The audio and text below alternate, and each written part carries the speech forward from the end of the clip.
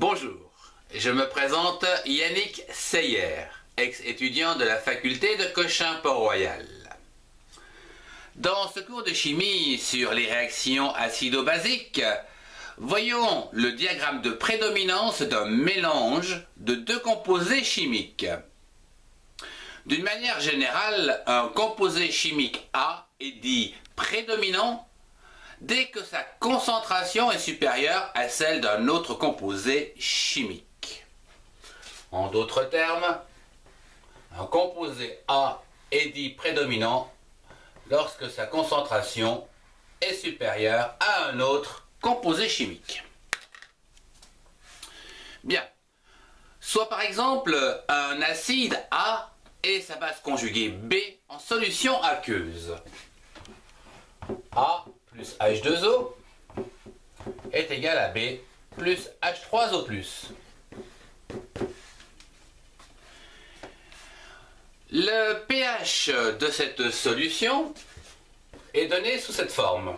pH est égal donc au pKa plus le log de la concentration donc de la base donc du produit sur l'acide, c'est-à-dire le réactif.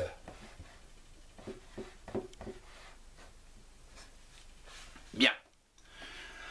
À partir de cette formule, nous pouvons dire que le log de la base sur l'acide est égal donc au pH moins le pKa.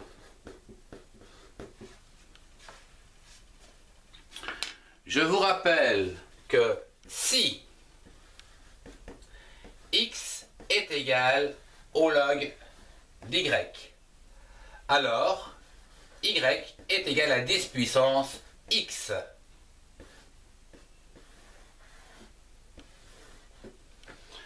Après ce petit rappel, nous pouvons donc modifier cette petite formule pour dire par exemple que la concentration de B sur A est tout simplement égale à 10 puissance pH moins le pKa.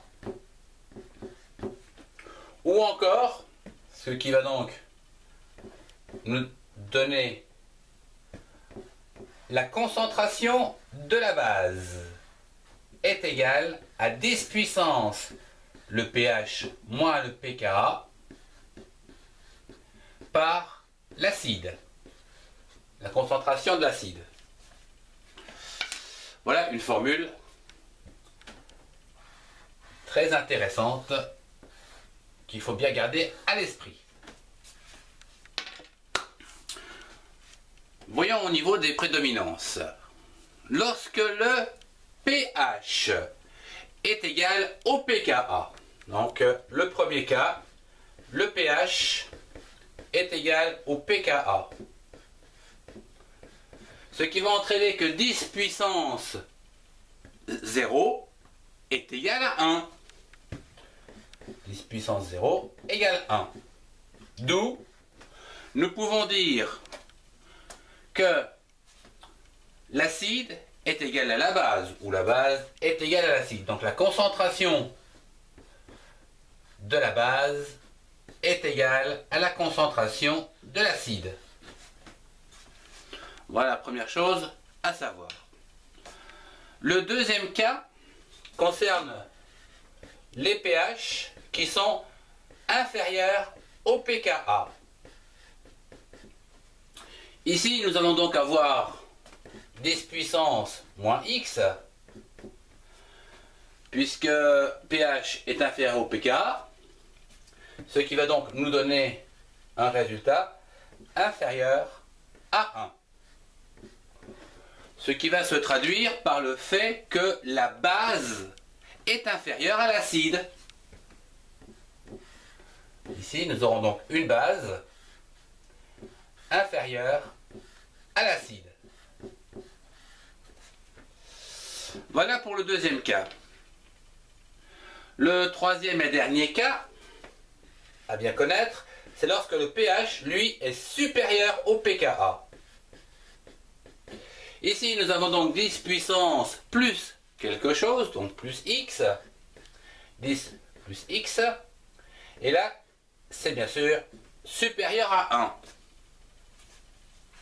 Ce qui va nous entraîner ici que la base est supérieure à l'acide. Ici, on peut dire que la base est supérieure à l'acide. Voilà ce qu'il faut bien connaître sur le diagramme de prédominance. Je vous remercie de votre attention. Au revoir et à très bientôt pour un prochain cours.